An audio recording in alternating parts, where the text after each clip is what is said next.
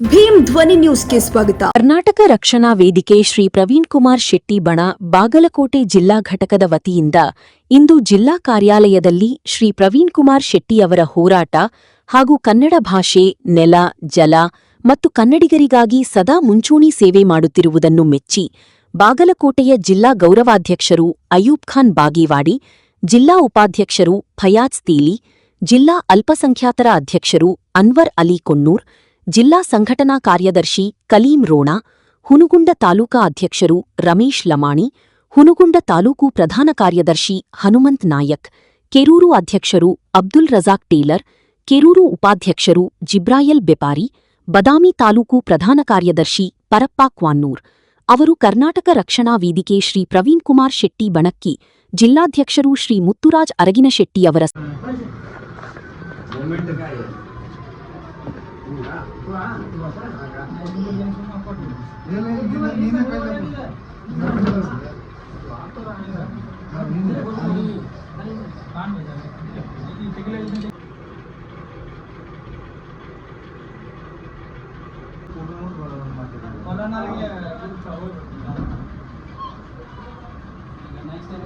Fast work ಮಾಡೋದು, ಜನತೆ ಸಲುವಾಗಿ ಕೆಲಸ ಮಾಡೋದು, ಸಂಘಟನೆ ನಮ್ಗೆ ಏನು ಅನ್ನೋದು ಯಾರಿಗೂ ಗೊತ್ತಿಲ್ಲ. ತೋರಿಸ್ಬೇಕು, ಪರಿಚಯ ಮಾಡ್ಬೇಕು, ಯಾರು ಹೆಲ್ಪ್ ಮಾಡಬೇಕು.